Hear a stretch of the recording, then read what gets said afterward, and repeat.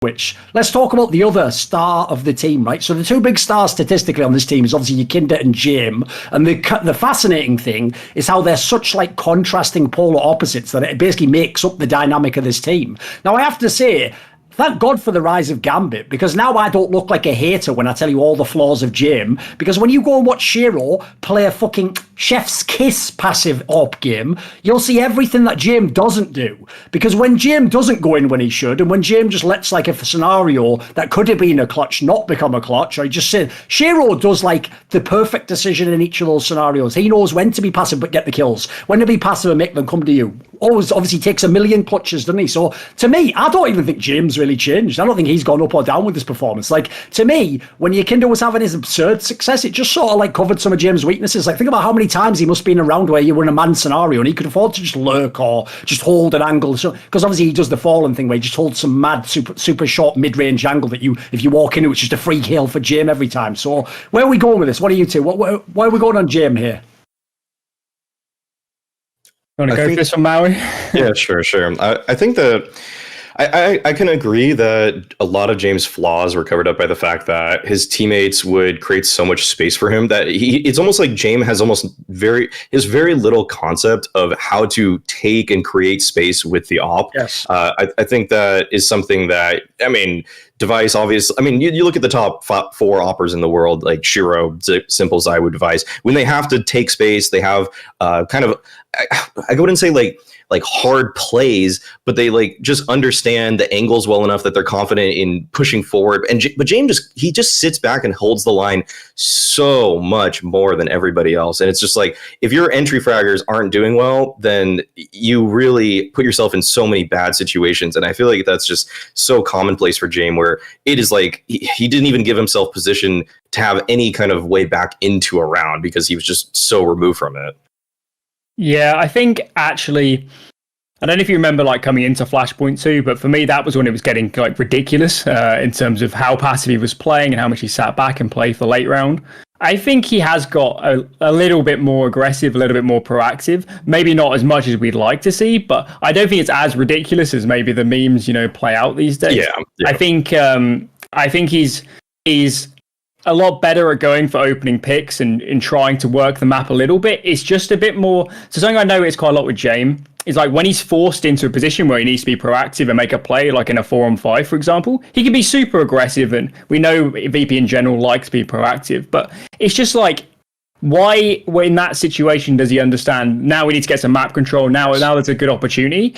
But then in a 5-on-5, at the start of the round, he plays much more passive and he doesn't have as much opening options. So it's all a bit perplexing to me where, in my opinion, he does have the skill set. He even probably does have the options. He probably even does understand, just fundamentally how to play all these angles. But it must just be his philosophy on the game, to be honest. He must just think that, it's not worth going for these entries, because, I might give it up. So I don't know what the dynamic is, but this is like a clear case for me for where having like a strong coach that knew, that at least wanted a more proactive, but they could just fix it instantly. They could just say, let's have Jame getting more proactive in this situation. Let's play these scrims and just unleash him. So I do question kind of maybe even the support structure around the team, because when James obviously calling, he's in control.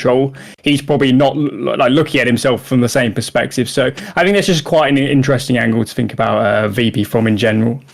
I actually think the way you phrase that's quite well as well. Like the way you characterize it is like when he's put into certain situations, he knows what to do. Because it's the same thing. Like I've always felt like his flaw is in the same sense that like they think that Yakinder has to be a hard entry. I think Jame, because he is good if you make him go into a 1v3 clutch, but it's one where he can't save, he's really good. Like he'll win that 1v3 clutch. He's actually very good at using passive angles, setting up like 1v1v1v1 and not getting caught out. The problem is if you get him in the middle area where it's like, I don't want to lose the orb, and it hasn't become a clutch yet, that's when he like oversaves for me. And he won't try. And if you're one of his teammates, I get the vibe that you sort of like, it's me and Jame versus them. So like, unless he goes in about 4 seconds, it's just over in the round. Because he definitely still does save a decent amount. For the others, okay, on this particular team, like I think the interesting thing about this team still is it's like a style over skill team. Like it's the style of play that they use that I've always found effective. And in the past, at least when Train was in the map pool, they also had quite an interesting map pool.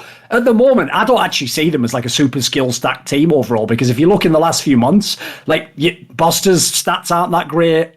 Qikert's all right, but remember, Qikert's traditional like strength is like he's the entry. It's like, well, we've just said Ykinda's a fucking hard entry. So what do you think? And just some general thoughts on the others in the team. Obviously, Sanji's always been a meme, but then now he's actually had some good games. Where do you come down on the others? Well, obviously, we don't have to do like 20 minutes on each, but just thoughts on the rest of the Virtus.pro players, guys.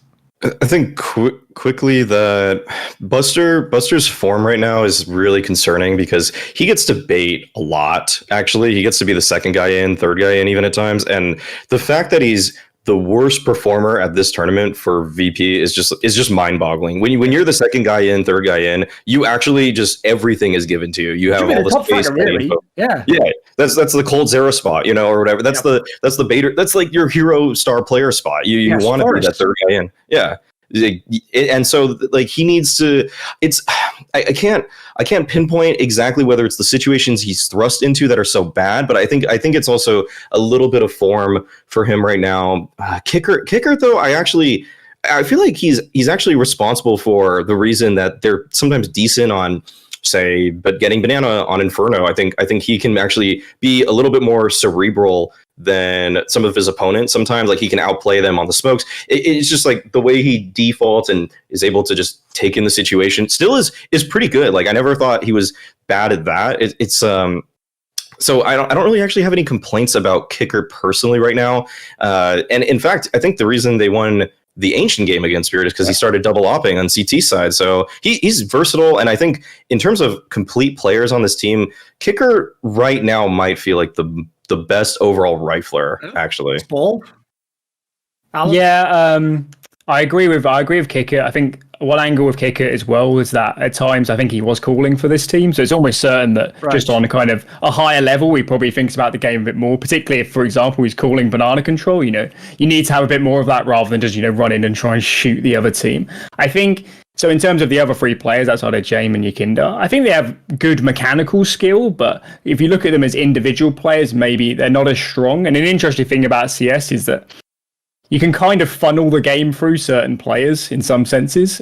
Players like Ykinda maybe on CT side. So you can push the game more so towards a Jame Ykinda, but I think Buster's the player I look at. And remembering back to Flashpoint 2, going into the event, I probably thought he was their best player. Maybe not by the end, but certainly mechanically pretty sensational. And he likes to get aggressive and stuff like this. So it's a bit concerning for me that they just don't have, another player behind Ykinda, particularly if Ykinda's going in first T side, he's never going to be much positive, really. So Busted for me is the player to look at, and I don't really know what's necessarily gone wrong for him. It might be a case of, when he was having a lot of success with his aggressive plays on T side and stuff, maybe it was players weren't used to it, or he was catching them off guard, or he was doing weird timings, and maybe from watching them, and it's a bit of what we mentioned with Ykinda as well. People are used to going for these timings, going for these contact plays or whatever. So yeah, definitely for me, Buster's the one where I do think he has the mechanical skill. It's now like now they're playing top teams. They're playing in this sort of matchup against an NIP caliber team. Does he have the overall game to really compete at that level? So Buster for me is definitely a player to focus on for them moving forwards. Yeah, the trouble for me with Buster is when they were at their peak, which for me was like sort of the Flashpoint 2 era, it was that time period and going beyond. Obviously their problem is they couldn't play the Blast event, so they didn't get to kind of like follow it up as much as some of the other squads. Basically the problem is when Ykinda would entry, right, listen, if Ykinda gets like 2 kills or 3 kills entry, that's just gravy. Like you're not supposed to get that against the top team. So if he just does normal entries, then in my opinion, as kind of Mouse6 points out, Buster's in the prime spot. He's supposed to just get the kill, so he should have always good stats generally. And then for me, Jame was, if anything, just some luxury who comes in the clutch, or he just hits the odd option in the mid round. And except, like, I will say, with the exception of Train, which by the way, when we get to Vito's RIP Virtus.pro in that regard as well, they're actually one of the better teams on that map, obviously.